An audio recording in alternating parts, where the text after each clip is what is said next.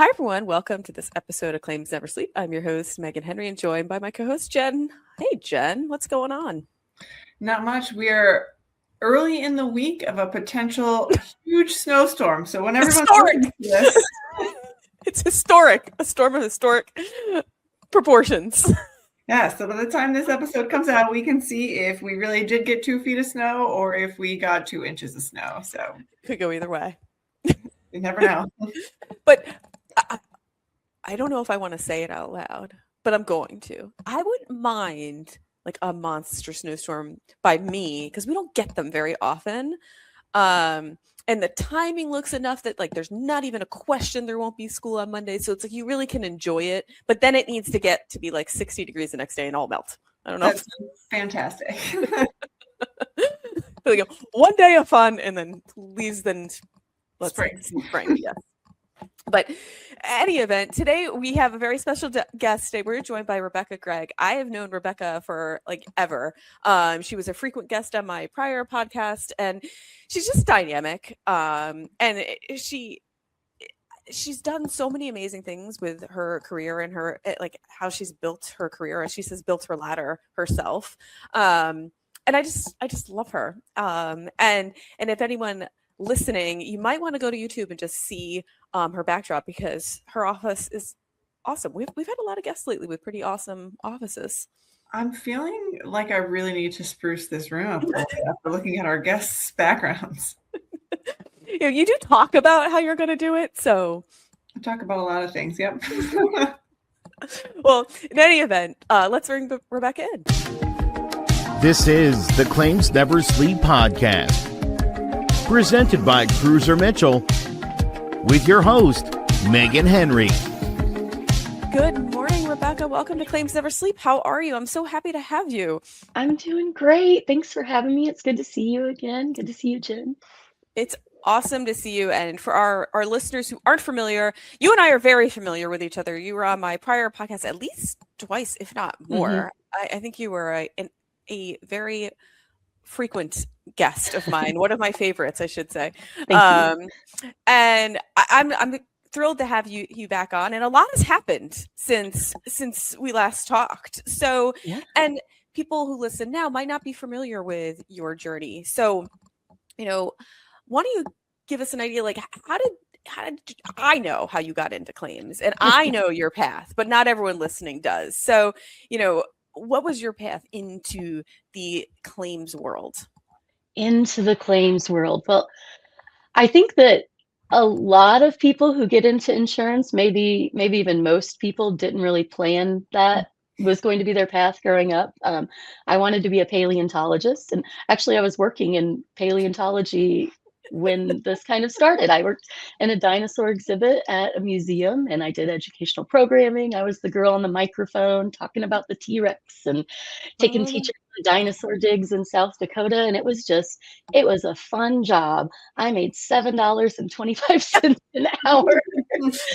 And so when my best friend, I'm 43, we've been best friends since we were 5, and she got a job at the Hartford, and she said, come over to the Hartford, you can make $12 an hour. Of course, this is 20 years ago, you know, and I was like, well, hot dang, you know, of course. And I didn't expect that it was going to turn into a career. I just thought I would like to be able to eat more often. and it's claims, and I've been in claims the whole time, not really any other part of insurance, but it's not for everyone, but it's for me. I love investigating things. I love having a big, messy problem to sort out. I like talking to people. I like, I'm kind of a policy nerd, as it turns out. So I really like, you know, policy and coverage interpretation and all that. And it's every day's different. And you're never bored. You might be stressed or overwhelmed or, you know, who knows what else, but I'm never bored. And it's just been a surprisingly really good fit for me. I've really enjoyed my career working in claims. Well, I think you had Jen at Dinosaur because I think she has someone in her house that might be a fan of yours. If he found out that you were an aspiring paleontologist, I think Harry would be very interested to ask you a few questions. You know what? Dinosaurs, yes. I love talking with kids about dinosaurs. You'll meet someone, they're like 3. What's your favorite dinosaur? Parasaurolophus. They could just pronounce, they know all of them. They can say them perfectly. It's amazing. They still say babeba or something for banana or whatever, but Pachycephalosaurus. We took him to the Natural History Museum in New York not too long ago, so he was really into that. That's such a good exhibit too. So that's awesome. Yeah, I'm available to talk about dinosaurs with really anyone, 4-year-olds, 40-year-olds, whatever. It's still a weird little passion of mine.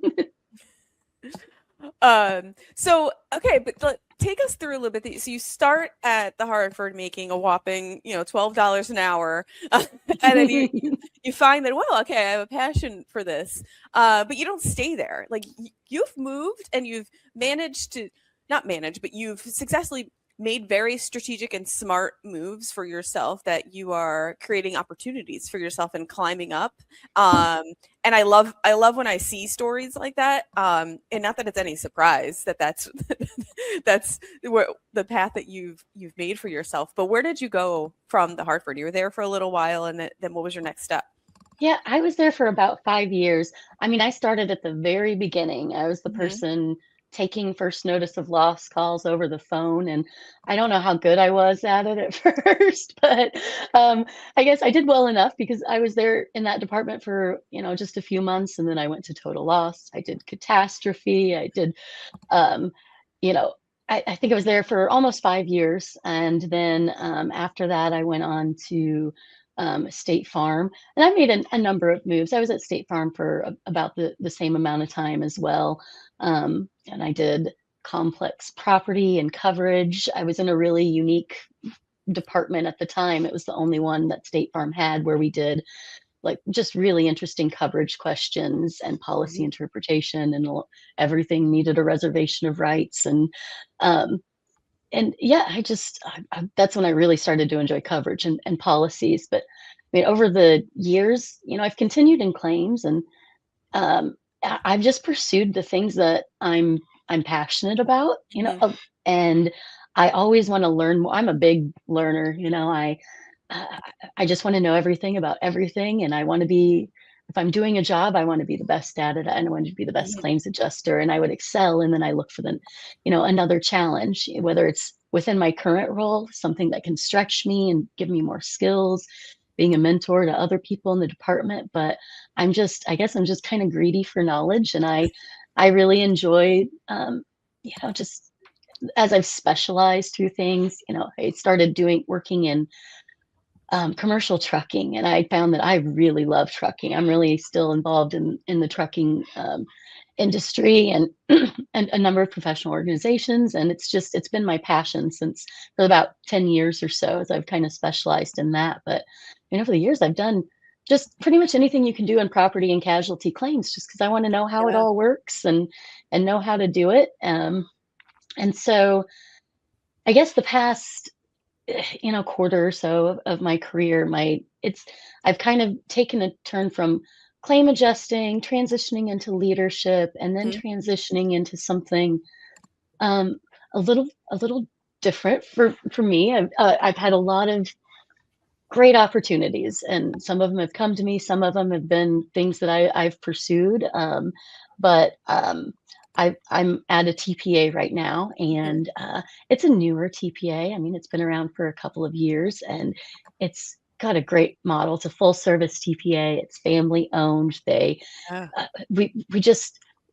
I've always believed in when we work in organizations like this. I want to be the best. If we're a TPA, I want specialized experts. I want the people who know the most that they do about their field. I want to bring in all the top claims people to provide this it's like a very boutique kind of white glove thing. I believe in these personal relationships that we build with our clients. And I've been really, really fortunate in my career to work with, a couple of different organizations and TPAs that have shown me a lot of trust to kind of build and scale a program that's in line with what my values are and my claim philosophies are, and to create these kind of just unique white glove boutique experiences that we have with our clients. Because where we're on the same side, and you get an adjuster, and that's your designated adjuster. This is your person, and you get to know them. We get to know their business. And I haven't seen that at a lot of other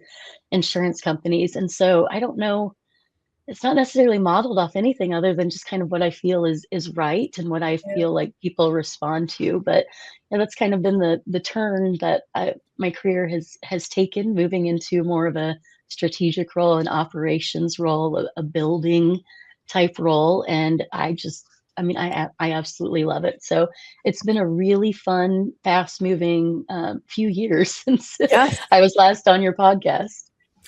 Yeah, you've done a few things since then. And but I want to take a little bit of step back though, because before your current role, you were also in a similar role that you were building up a department. And I remember us chatting about it, and you were like, I'm so busy, I'm so overwhelmed, but it's amazing. Which encapsulates you perfectly, because you were like, you knew you had a lot going on, but you embraced it, and you're like, I'm so excited for this.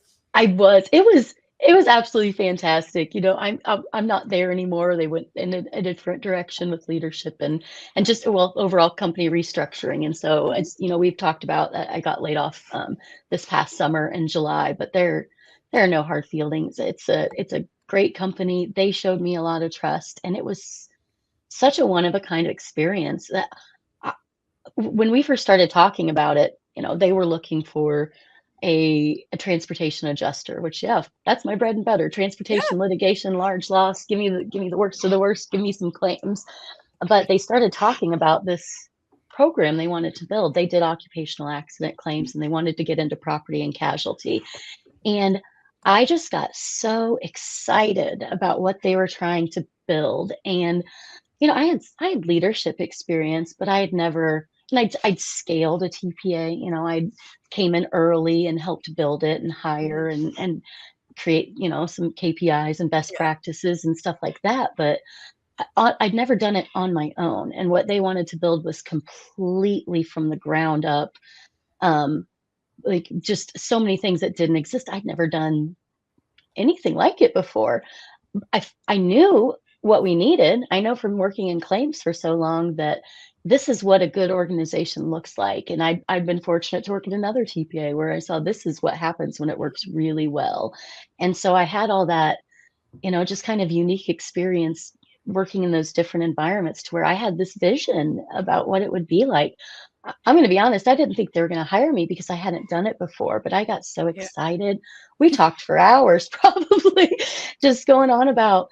And I think I was even trying to give them advice for when they did find someone they would hire. I'm like, you have to get somebody who understands how important building these relationships are, and not make it this adversarial thing, but we're working towards the same goals. And what you can do, what other people aren't doing, is that, you learn about them, you get invested in it, and you don't make them fit into your box of what it want to be. We meet them where they are, wherever they are, and try to make them better. And we build these custom programs that are designed around their needs and just their unique way of doing business, their philosophies, their values. And we just build something for each client that comes through that's so them, and it's what they need and not what we need them to be. And they were like, when can you start? So I'm going to say it was terrifying, a little bit at the beginning, because I knew I could do it. And this is where a lot of people never take that step because, a lot of people don't pursue opportunities that they don't meet 100% of the qualifications for. But I believe that if you meet most of them and you can look at a role and I know what needs to be done, I can do that. You don't have to enter every role at the very, very top. You can grow into a role.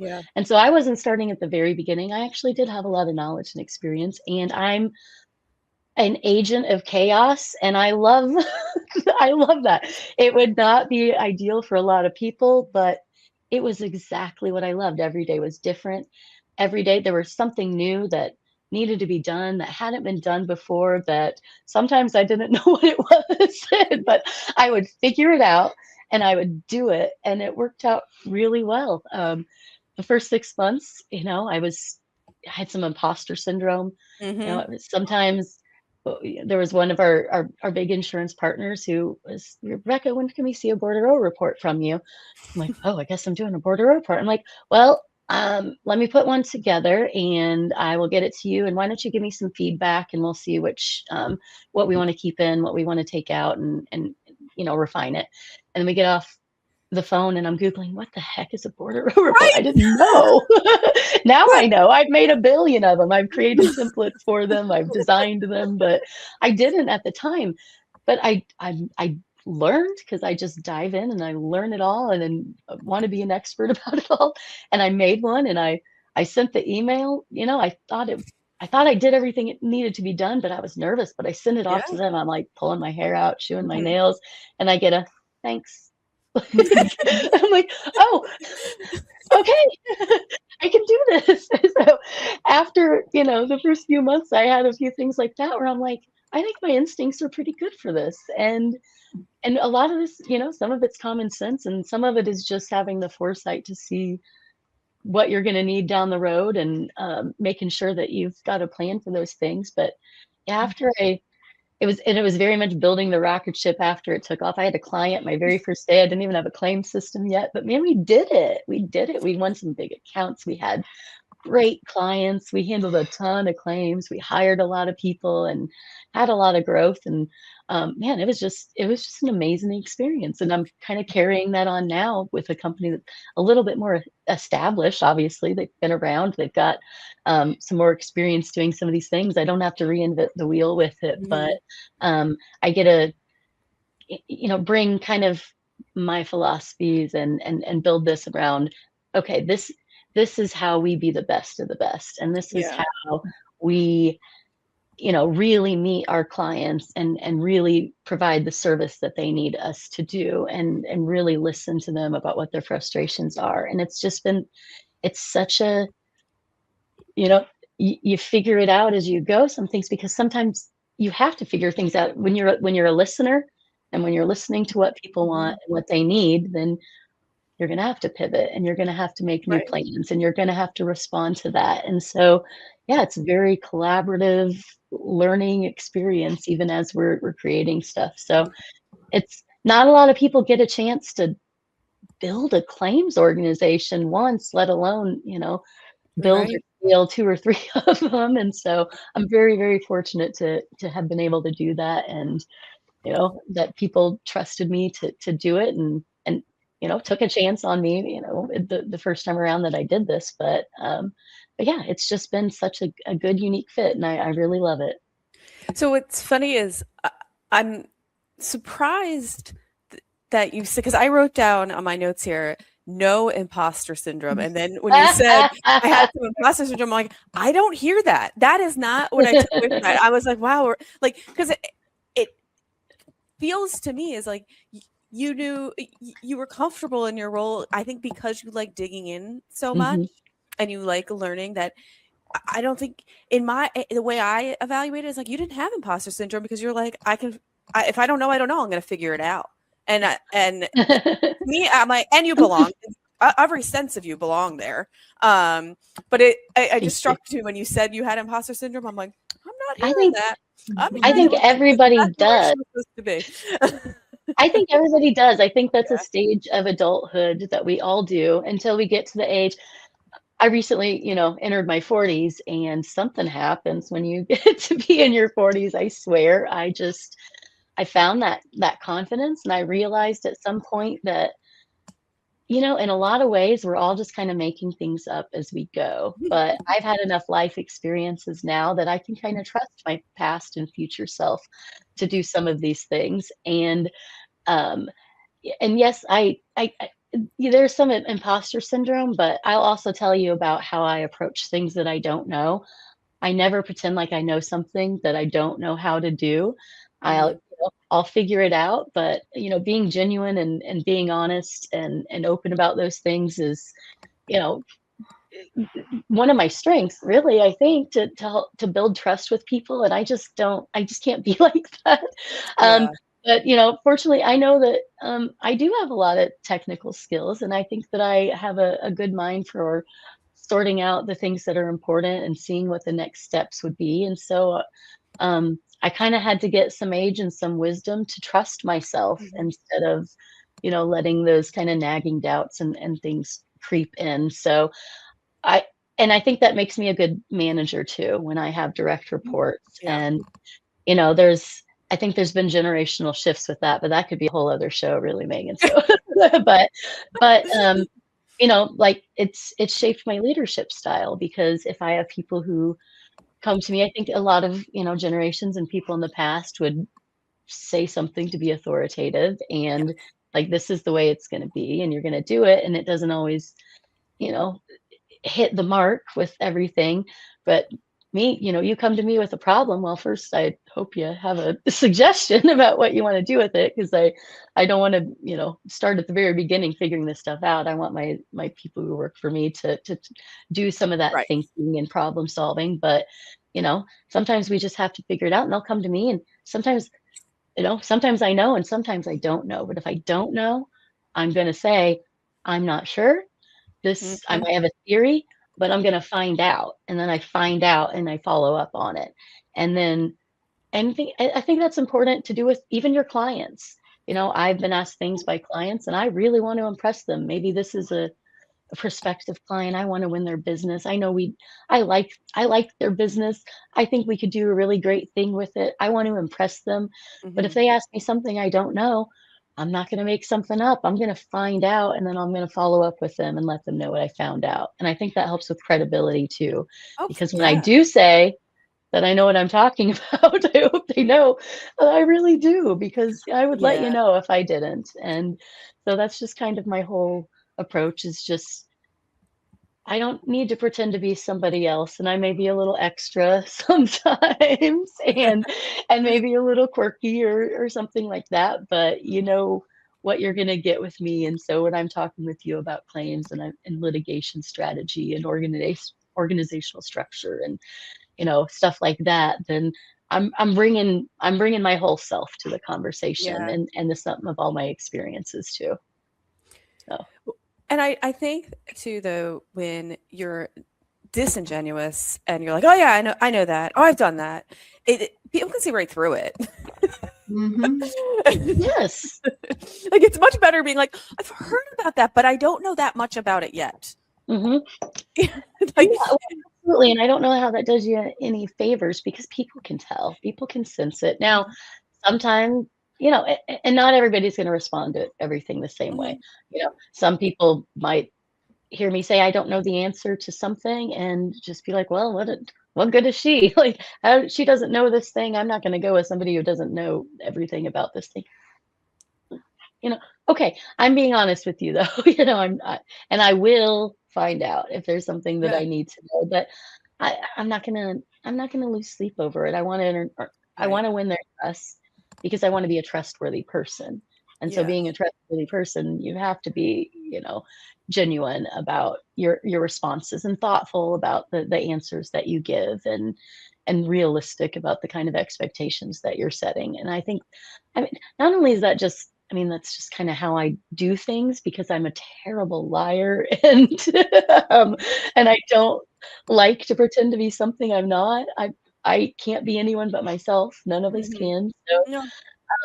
but I don't know. It just doesn't sit right. And honestly, I hate to throw out ethical, but it's not right. It doesn't feel like it's ethical to Yeah. lead someone astray with an answer that you can't really back, and just because in that moment you want to feel good, you want to make them feel good about whatever you're telling them. But my clients have a lot of financial skin in the game. They've got Yeah. litigation exposures. They've got you know these claims. I have a lot of self-insured clients, captive insurance Mhm. groups, people who they're fully self-insured, or they own the first 500,000 or Right. million.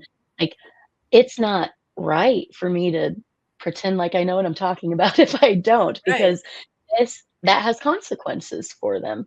And so, yeah, I guess that's my hope, that they see it, and that when I do tell them something, that they see that I give good counsel, because they know what it looks like when I'm not sure and I have to find out. And so then they learn that, this is something I have I have been doing this for 20 years working in claims, so I do know one or two things about I it. think you So, know a thing or two. but that's the way it should be. That's those kind of interactions that we have, and the trust and the relationships we build with it. That's a big part of the passion that I have for, this type of work in the industry. So, I can feel good about that part too. And I may not be what everybody always wants me to be, but nobody is. Yeah, like I was like, are any of us? Like, No. I mean, like I'm certainly not everyone's cup of tea. Jen's not everyone's cup of tea, and we shouldn't be, and that's okay. Yes. Another nice thing about being in my 40s now is that I can accept that, and it does. I just keep telling everybody, I'm like, this is really nice. Like, I just feel like I've finally, kind of grown into myself and feel, comfortable with who I am and my flaws and everything else. And because at the end of the day, I'm doing my best. Yeah. And if they don't like it, F them. Like, well, I was going to say it, but From an age perspective, I handle some like age discrimination claims, and it always blows my mind that 40 is the threshold for like once you're over 40, then you can bring an age discrimination claim. Because I feel like once I turned 40, I finally felt like I was kind of where I wanted to be. Like that was the moment, like I've kind of been working up to this point for the past 20 years. And to think that like, I don't know, I feel like we're in our prime, right? Like we're in such a good part of our career. Like there's just, the options are all open and like put in the hard work and the foundation is there. And I feel like this is like you said, and you also stop caring about what other people think. Yes. Yeah. And so it's a pretty great time. I mean, minus the fact that some of us are raising teenagers. That's a little bit different. Other than that, it's fantastic. How old are your kids? Mine are 9, 11, and 13. Okay. Yeah. And 13 and 11. Okay. Mine are 13 and 10, almost 11. So we are right in there. So, but yeah, you get some experience doing that. And I know this wasn't really the kind of the direction we talked about, but I think there's something to be said about building your career and being a woman and a mom to, teenagers, and being a woman in your 40s, and how very different your confidence looks, and the way you carry yourself, and the opportunities you pursue, and the way you stand up for yourself is than when you're in your 20s and you're starting out your career.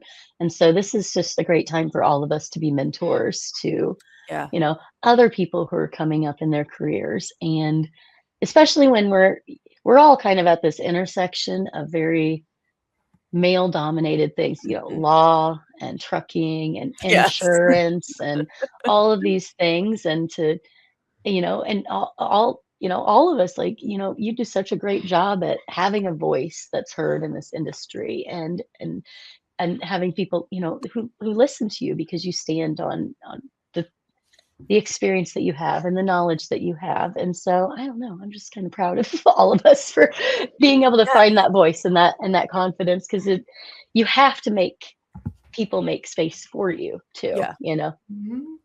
Well, I think it's especially important, whether you have girls or boys or don't have kids at all, is just I really started to watch the way that I talked to myself and about myself in front of my kids, because I didn't want them to then kind of take that on themselves. So like, I don't say anything negative about myself, about my body, about anything in front of my kids, because I don't know, like it's just so often, do you notice how your kids maybe have the same traits as you, or do have the same like little idiosyncrasy? Oh God. Right. So my daughter is my mini me and my son is my husband's mini me. But yes. Yeah, I was just talking with somebody about that the other day, because I believe very much in communicating with our kids and allowing ourselves to be vulnerable with them. And sometimes I make mistakes and I'm short-tempered, and then I go back and we talk about it, and I apologize, and I made this mistake. I shouldn't have done that. Or if I might be feeling sad about something, someone close to me died, within the past couple of months, and I was sad, and I and I wasn't necessarily going to hide it. I want them to know, like, Yeah. it's okay to have emotions and to express emotions. But my big thing has always been, it is not a child's job to manage the Yes. emotions of an adult, of their parents or anything like that. To me, it feels like there's emotional manipulation. And so, yeah, it's a hard thing to do as a parent, to make sure that, they see you working these things out. You have a fight with somebody, they see how you talk to each other and how you resolve conflict, and you model that for them and with them. And so, yeah, because if there's a tendency to sweep a lot of those things under the rug, Mhm. and either just present yourself as the all-knowing authority, and it's not really they don't really get to see how you get that wisdom or why you make decisions they do. It's like, I don't know, there's this air of mystery about it. Or they get to see you working things through, and your thought process as you understand things and as you navigate complex relationships and Yeah. emotions and knee-jerk reactions and all sorts of other things, because that's part of just being a person. We're all going to have those experiences, so they need to know how to Yeah. And how to really deal with that. I think it's a big, like, at least I think when we grew up, or at least when I grew up, it was never talked about at home, though. Like, I mean, never. Mm. Oh So yeah. so it was just a different time, and I think now all the kids of that generation are so much more self-aware. I mean, Yes. sometimes I think to the point that my kids are annoyed that feel like I need to talk through everything. Like Yes. everything is a Danny Tanner moment. Like you sit on the bed. I know. Oh my God, what would we have done without TGIF? It's like Yeah, that's kind of what taught us like emotional regulation. yes, like nothing about parents. It was a different kind of generation. So that's why we needed our TV dads, our Carl Winslows and our Danny Tanners and everything like that. But yeah, I'm trying to think of the first time an adult ever apologized to me as a kid. I'm still waiting. That's a huge one for me Yeah. too. Like I do, because we're human, right? We lose our temper. And so I do apologize to my kids. And one of my favorite phrases, and it's just like thinking back, I cannot imagine anyone ever saying this to me in the 80s or 90s, but I'll say, like, your feelings are valid, but your reaction was not. So, like, let's talk about what we could do next time. And I'm like, can you imagine somebody talking to us about like our feelings and how to regulate them? And Yeah, go to your room and stop your We feelings. just had a family situation like that, and no, it's interesting how our early family dynamics and uh, our parents and the people who are sort of like running these industries that we're now kind of running and taking over as the next generation or two, how the shift from how leadership and their direct reports interact, and how that parallels how parents today interact with their kids. And I just think it's such a positive change, because we're all just people, and we're not hiding behind pomp and circumstance. We're not appealing to our authority as this end all be all thing. We're all earning our spots, and that makes us better at Yes. what we do. It makes us understand. It makes us give people more grace with what they do. And I'm really excited for the next generation. Everybody's so mean to the next generation, but I had a couple of Gen Z kids. I say kids, they're in their early 20s. One of them married and has babies and everything. But if you're 28 or under, I'm trying to get there. But they're like first of all, some of the hardest workers I had on my team. They were amazing. They got so much done. They were proactive. They saw stuff that needed to be done. They pitched it to me. They did it. They are, and I just, it's nice to see how this parenting and this leadership and the sort Yes. of openness that we have, and the vulnerability that we're willing to show as parents and leaders and in our careers and homes, and how that is, I just see a lot of positive change with it, Yeah. because especially when you're young and you're all going to make mistakes. I walked into a live tiger pen when I was 15. Did I tell you that story once? No matter how smart you are, you're going to do some stupid things. Do you want to feed the tigers? Sure. Let's walk into the cage. Anyway, We know what happened. You can't just like leave us with that nugget and like not expand on Rebecca and the tiger pin. Like, come on. Kids, okay, no matter how smart you are as a teenager, I love you, I love teenagers. I have lots of teenagers in my lives. You're going to do dumb things. Your frontal lobe hasn't developed. You still have a lot of life experience to get. And it's easy when you're young and somebody else in a position of authority says, sure, yeah, this is okay, do this. So I won't tell you the long version, but I had there was a new kid at our school, and he was very different. I went to a tiny school. There were 70 of us, my high school, Yeah. And, so you had like fresh meat in there that someone well, that's what they thought. That's what they thought. He walked in there, and this is what, 96 or something, in 97, full goth. And we have a one stoplight in this town with a gas station. That is it. You have to drive 40 minutes to get milk and stuff. But I mean, just the piercings and everything. And he said he was just very dark. And of course, you would think he would be a target, but he said so many disturbing things to people that they were just like, leaving this kid alone. I'm getting to the tigers, I promise. I just love this part of the story. And so I don't know if you noticed, I have some major like golden retriever energy, and I'm like a very happy person. And like 15-year-old me was like, this is my new best friend. I am going to befriend this guy. I'm making it my life's mission to teach him. I want to see him smile. And he was so stoic. He suffered me to be around him all the time. And I would just jabber at him and ask him about his things and compliment him about his new safety pin piercing through his eyebrow or whatever was going on with him. But anyway, this is Jason. And so one day he invites me to his family's home, and it turns out they have all these exotic pets. Rural Indiana, just in rural Indiana. He's like, these are my pigeons that I sacrificed to demons, and he's like cooing at them, and I'm like, sure, buddy.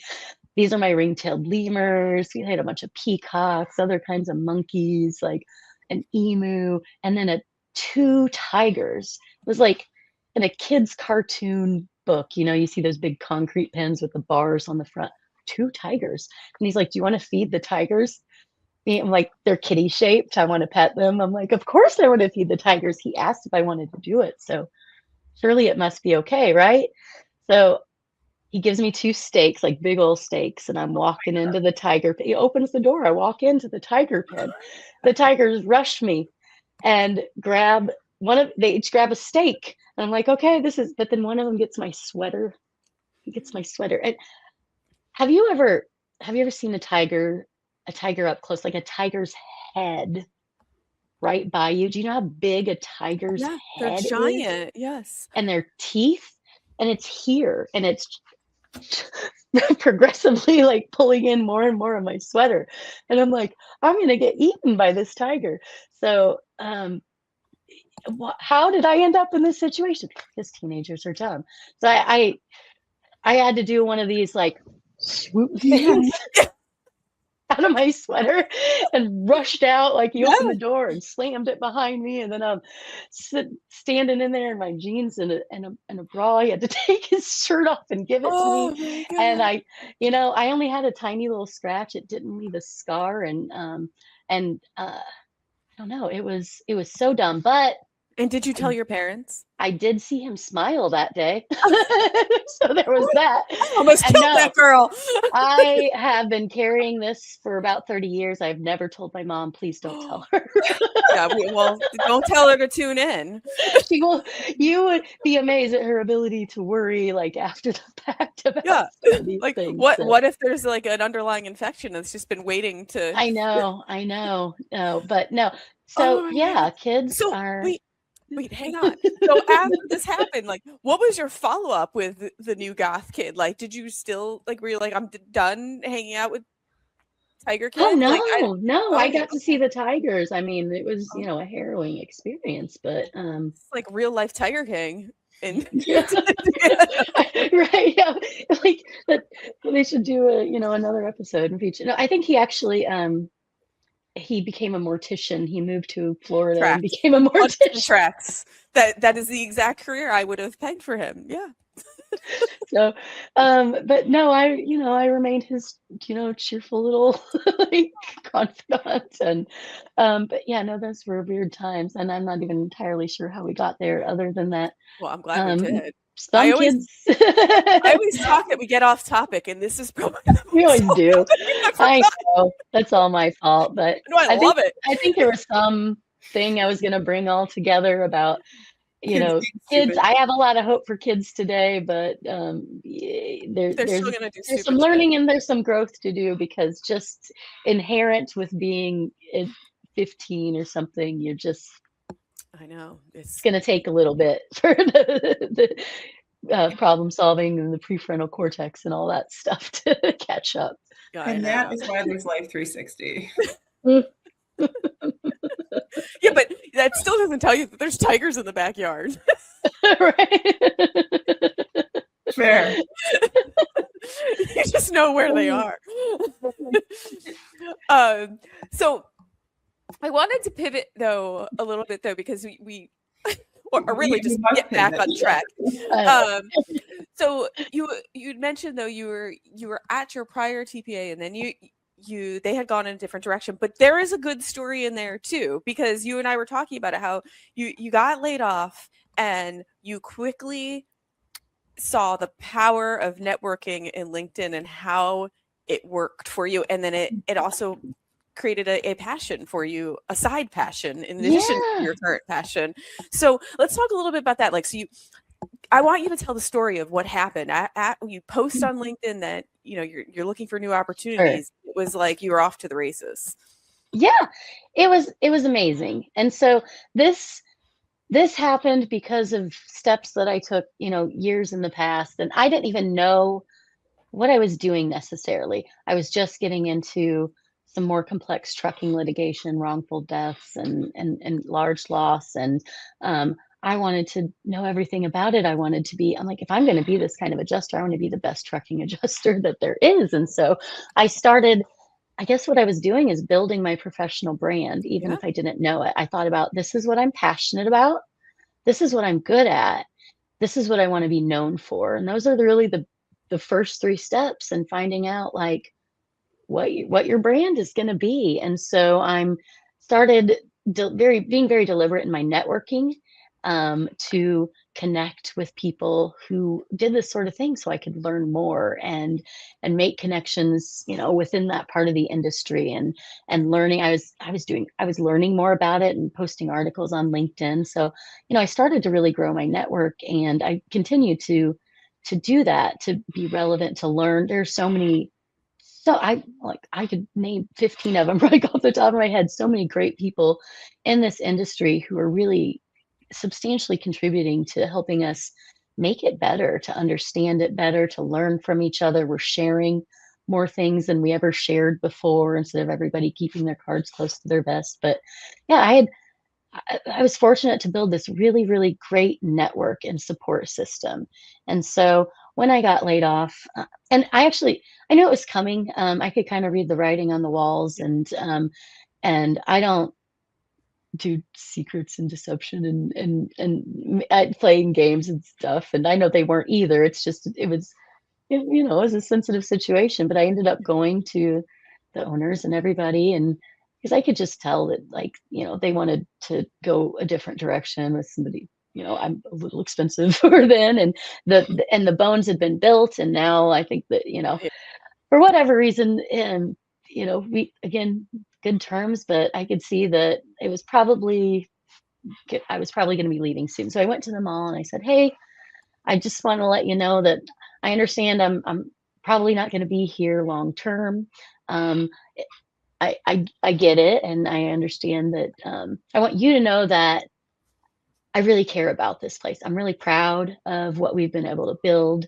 I really care about the people that we have here, the adjusters and the staff and the assistants and everybody who works here. I care about our clients and these, programs that we've built for them and the relationships we built. I really want this to succeed. And so, use me while I'm here. Like, we don't have to step around it. It's okay. We can announce that I'm resigning or something like that if that's the direction it's going. But while I'm here, I want to make the transition as smooth as possible. Yeah. And I still have a lot of, knowledge to pass on. There's still, some things that I'd like to put together for you and train people and make sure we're set up for success, when you guys move into this next, era of, of doing things.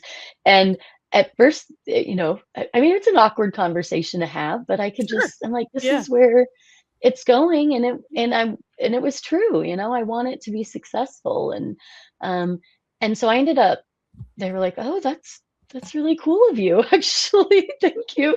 Um, and once we kind of just got it all out there, I was like, okay, how can I help the best? Where can I be most effective? And I spent another 3.5 months or so working there, knowing that, it was, Yeah. I didn't know exactly when, but I knew that um, my work was making sure that we're set up for success. Um, and, and that's a interesting kind of different experience that a lot of people don't get to have too. But anyway, the time did come, I put, Mhm. like I said, a few months just getting stuff ready, and it was a good time for the transition. And so I hadn't really made a plan for afterwards. I knew we're doing good. My husband's, he's working, he works at Liberty Mutual in the litigation department. He's doing construction defect litigation, um, and we've got savings, and I'm like, I will find something. I know I'll find something, but you don't get a lot of chances to take some time off either as an Yeah. adult. So I'm like, I think I'm just gonna take a little break, and I'm gonna think about what I'm passionate about and what I really want to do next, and just enjoy, I'm going to read a book. Maybe I'll go to a cabin with my girlfriends. I don't know. I'm just Mhm. going to make the most of it. So about a week and a half later, I'm like, I'm bored out of my skull. I need to start looking for a job because I can't not work. Um, so what I did was um, on I posted on LinkedIn. I just changed my open to work status. I put the banner on.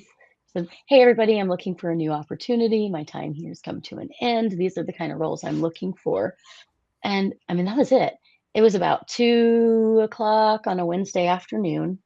And so here's what happened. By maybe 10 o'clock that same day, my post had been shared 21 times. Um, by Monday of the next week, I had had over 100 people reach out to me. Oh Um, my gosh. they were saying, hey, I don't know if we have a place, but I'd like to set up a meeting between you and the owners, or you and our VP, or I'd like to just have a conversation with you, see how you might fit into our organization. Hey, let me introduce you to this person. I think that you guys are really similar and have the same viewpoints. Like, this person really helped me in my career. They've been a mentor to me, and I think that they have a lot of wisdom. Like, let me just. Everybody wanted to help. It was Mhm. insane. Mhm. And I'm like, yes, okay, great. Because Yeah. my whole philosophy in my career has been, you know, don't just climb the ladder, you build the ladder. And I've had a lot of jobs where maybe the job I ended up getting didn't exist before. And maybe they didn't even know there was a need for it before. But when we start talking about, you know, the program and the best way to accomplish the goals and everything, we find out that, wow, we could really benefit from having a person who does this thing. Or and like my first TPA, I'm like, well, you don't need this, you actually need this, you need somebody to build it for you, and I'd love to do that. I would love to be that person to do it. And they're like, okay. So we changed directions. We just kind of created something that hadn't been there before. And so I was excited to kind of pursue some of those things with this. And that's a lot of it is what they look like: exploratory interviews, connecting Yeah. with new people, reconnecting with people. I ended up having so this was 13 days total from when I Wow. changed my open to work status to when I accepted a job. I had, I'm forgetting the number of interviews that I had, but I think it was around 20 something, either phone calls or straight up interviews or second interviews. But a lot of it was just exploration. And I ended up connecting with somebody here at Entrusted, at my current company, who they weren't planning on hiring somebody in my role just yet, but I was available and like, well, let's talk. We talked for at least an hour and a half. We couldn't Yeah. believe how much we had in common when it came to our experience, our claim philosophy, our personal values, just what our vision for what something like this could be. We just clicked. And so he's Yeah. like, I want to introduce you to the owners. Um, and yeah, it was just such a good fit, and I met them, and they offered me the job, but in all those 20 some interviews and calls and everything I had, I never applied for a job. I didn't apply. I didn't But that's fill what's out amazing. Yeah. any application because it's networking. And I've Yeah. hesitated to share this on LinkedIn because I've been Mhm. talking with people. People have reached out to me, or I see people who have been struggling and have been looking for a long time to find a job. And and I don't want to say it was easy, but I was very, very lucky. And I had a lot of people in my corner and a lot of support. And that was a support system I built, and that was connections that I try to make and maintain and things like that. But I know how lucky I am to have found myself in that situation and get a good job with new challenges. And, I'm going to do what I did before well, and I get to do, and I'm learning new things, which, I always want to do. I'm learning new lines of coverage.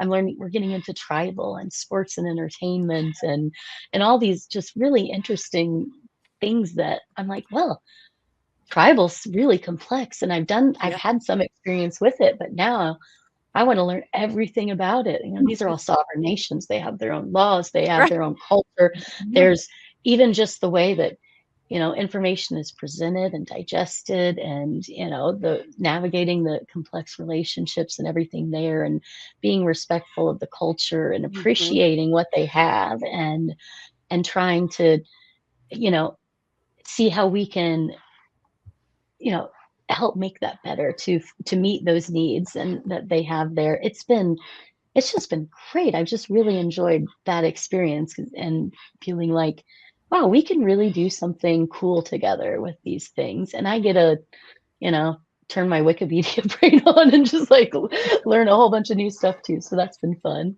Well, but the thing is, what I think is important though is whether you were consciously doing it at the time, you built your network with intention and you were genuine about it. Hmm. And I think that's part of the reason why you got the reaction you did, because you developed real connections, and and then people gravitated to you when you put that out there, like, hey, I'm open to work, and people are like, I've seen Rebecca, I like, yeah, Yeah. I'd be open to having her work with me, like but I don't think it was what you did along the line, even though you probably weren't doing it with the idea, oh, if I lose or if I'm in a situation I might need a job. I don't think you were doing it for Yeah. that reason. You were just building up yourself, and people noticed, even though you Yeah. might have known they were noticing at the time.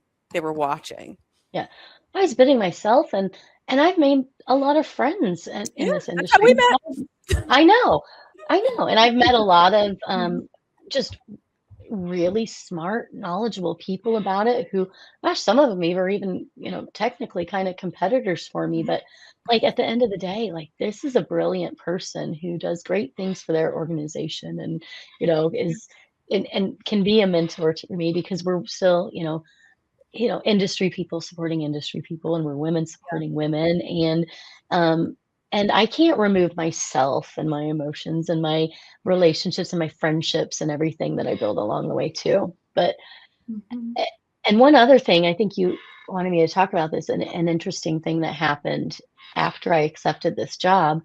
I got it, and I posted that I'm here, and it was really fast, and all of a sudden people started kind of reaching out to me about it, and they said, hey, I've been looking for a job for 8 months or a year, and I'm having a lot of trouble. I'm not getting callbacks. I'm not getting interviews. I've sent 100 applications out, and Right. I've heard from, obviously you figured something out.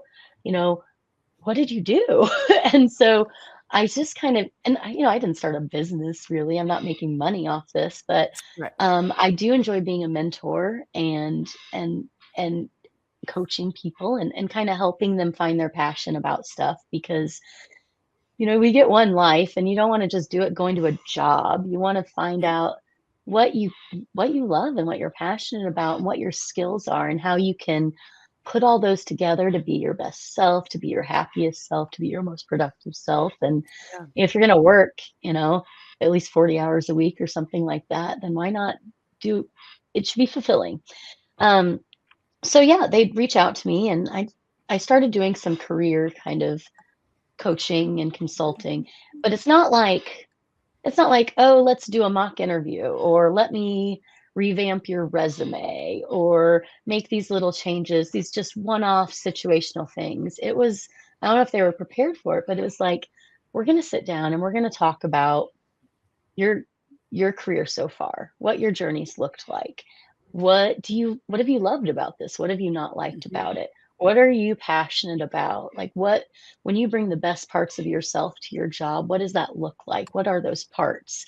And, you know, finding out, okay, these are the things I'm good at. These are the things that I care about. This is what I want to be known for in my career. And once you have those three things, then you can start to build a brand. Every time I hate myself a little bit when I say this, building your professional brand, because it sounds gimmicky and hokey. But it's what you're doing. You're building a reputation. What people, when you tell people about yourself, usually they believe you. So what part of yourself are you putting out there in the world? Because you're not just uh, you can be quietly good at your job, but if you're not putting yourself out there, if you're not letting people see how you're shining in these roles and stuff, then you might be missing opportunities. So Yeah. it's teaching people how to show them, who you are, what language inside yourself you need to pull out to find that describes, you know, how you connect to this industry and how you add value to it. And doing some refining, like look at your LinkedIn page. Your LinkedIn is a story. Your resume is a story. Your interview is a story that you're telling about yourself. And so, okay, well, how can we use this to the best of your ability? You've got a lot of different skills, but what is it? What is the thing that means the most to you? You're not doing yourself a disservice by not focusing on all these other things. This is what you care about. This is what you want and what you're good at. So make sure people know it and give them information. Use your about me section in your LinkedIn to really talk about who you are in your own voice. Please don't chat GPT any of this stuff. You can write it in your own words. Be genuine, be yourself. And maybe, you can run it through, have grammar, but like we really just need to lean on our own. We need to trust ourselves and Yes. our words and our experiences. And so a lot of it was just that part, like being your authentic best self, pursuing the things that you care about the most. And a lot of it was networking.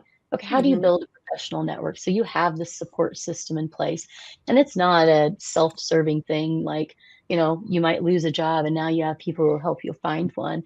There's so many benefits to growing a network. Right. You can meet people who are awesome at what they do, who change your worldview, who expand your knowledge, you know, who have perspectives that you hadn't considered before, all these things that make you better at your job, a better person. You can build friendships.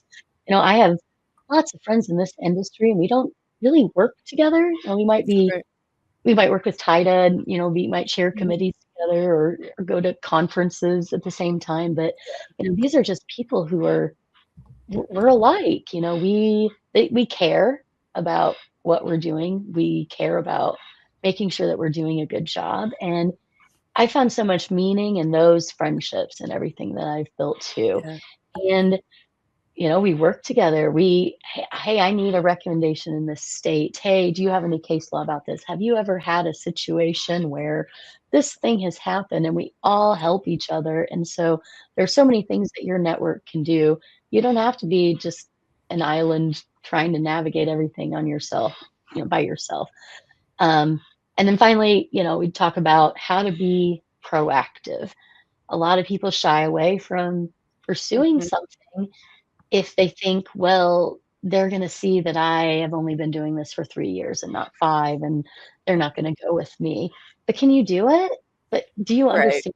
Have you done good work in this before? Do you believe in your ability to do it? Like, go for it. They could say no, sure. It could be a hard line for them, but that's not been my experience that it's been the case. I may have leadership wise, I've years of experience, but a lot of people in my roles have, you know, been in it, doing it for longer, but I've had unique experience. I've had high level experience. Yeah. I've had a lot of self-led sort of problem solving experience where I get to not just put forth the rules that are in place, but to create them and build them. So I think that experience is valuable too. And so, Yes. um, I've gone after things where I've reached out to companies and said, "Hey, I don't know if you're hiring for anybody, but I think I'd be a really good fit for this sort of thing." And they liked me and wanted to offer Yeah. me a job. And, oh, by the way, but, I'm not willing to move because I like my life here where I am, Right. and they want me remote. And, I don't you have to know when you're ready to walk away and what you have to Yeah. do. Put yourself out there. I'm like, "It's okay, no hard feelings if that's not gonna work for them, but this is what works best for my family, and, how I can be most efficient. I can still contribute just as meaningfully, in these ways." And fortunately, they saw it, and they're like, "Yeah, we will let you do that in this role." And so, yeah, you have to be willing to ask and create those sort of things. Right. And so, um, and yeah, so I would just work with people, maybe just an hour. I'd look through all their stuff beforehand and try to help them.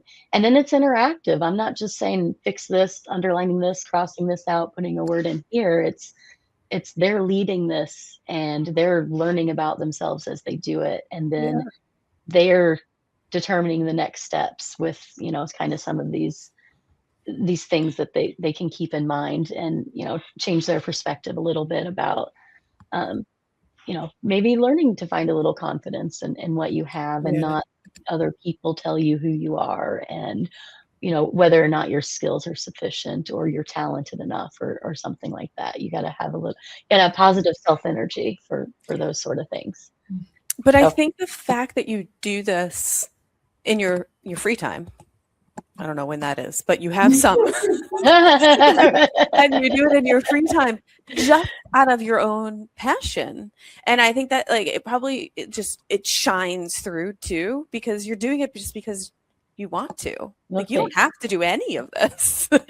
Well, But and it just reflects on you as a person. oh, well, thank you. I mean, I believe in the human experience, and that and life is hard in a lot of ways, and there our careers, we want to rule our careers, and sometimes they end up ruling us. But when we have a society where you know our healthcare might be tied to our job, or we cost of living is really high in a lot of places, and it's harder, it's harder and harder to you know just afford some of these basic things that you have. And so I have a lot of compassion for, Mhm. people who are struggling to make it. I grew up, we didn't have a lot of money. I mean, we were homeless for a while as a kid. I understand what it's like to live in scarcity and fear and those sort of things. And so, but mostly I do it because I mean, I just think this is what we need to have, and this is a path to happiness. I think we're all most of us are going to spend our lives working, so finding a way that you can do it and that's meaningful to you, to find some joy in the stuff that you're doing. I just think that's a better thing for just all of us as people. And um yeah, I don't know. I do enjoy doing, and it's satisfying too. I've had 7 people reach out to me since September or so, and I've done this for a lot of them, and some of them more. I have done the mock interviews. I have helped them with their resumes. Let's find some, some actual metrics. There's something measurable that you can put on here, and helping them find those things. And in finding those, hey, I did that, it helps find some confidence and some pride. But 7 people, 5 of them have jobs now. Great. And the other 2 are very close to being there. And some of them are, and they're all great. They've all been great candidates, and they all want to work hard, and they all have skills, and they might have things going against them geographically where it's hard to find something, or they're in a role that is very competitive. And we talk about specialization and other ways that you can make yourself kind of stand out and pursue those sort of things. I'm like, well, you say you're a physical damage adjuster, but haven't you been doing like trucking and stuff for the past couple of years? Guess what? Like, you're a heavy equipment specialist. That's what you are. You've been doing that. You've been writing these estimates. You should be like, I am a heavy equipment specialist. If you like doing it. I mean, if you don't want to do it anymore, but make sure that you're selling all of those abilities that you have. If you have some specialized experience, then put that in there. And so, and so it's just helping people.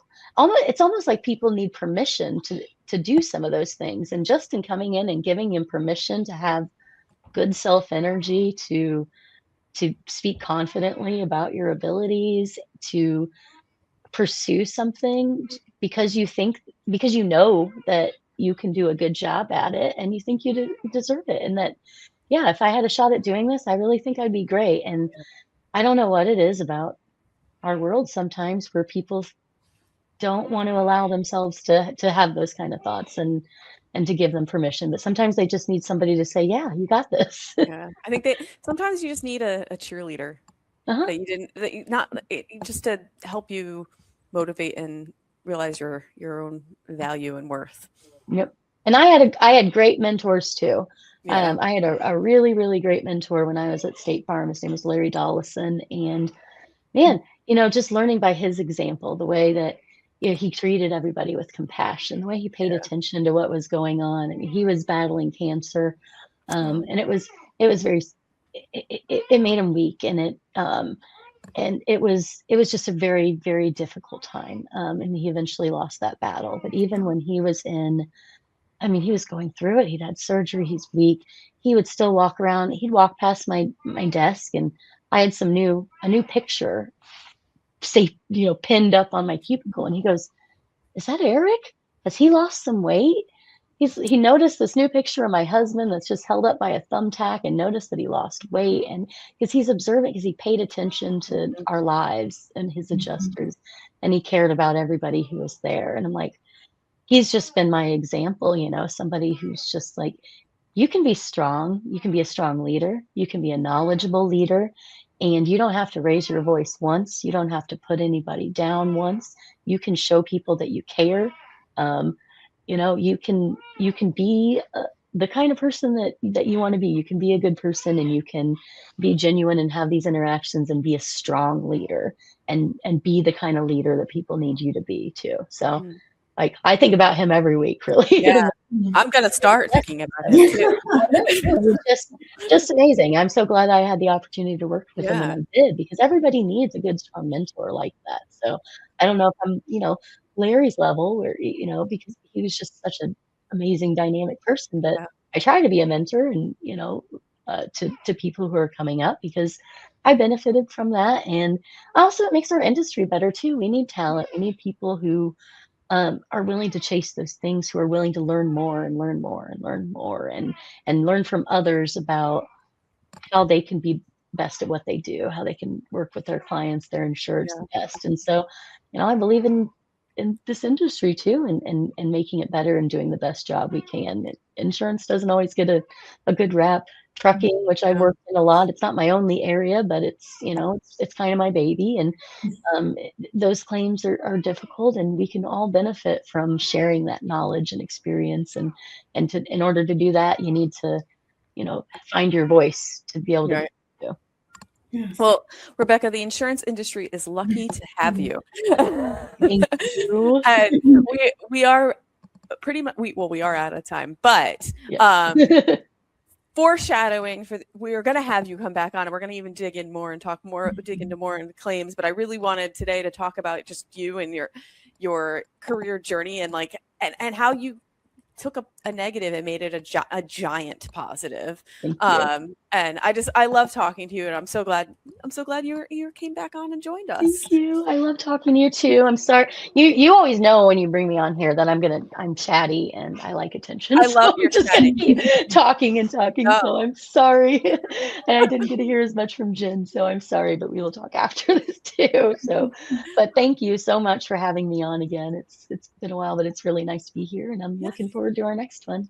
Same here. And of course, for everyone listening, if you like what you hear, please like and subscribe to Claims Never Sleep. You can find us on your favorite streaming platform, as well as YouTube. And thanks for tuning in.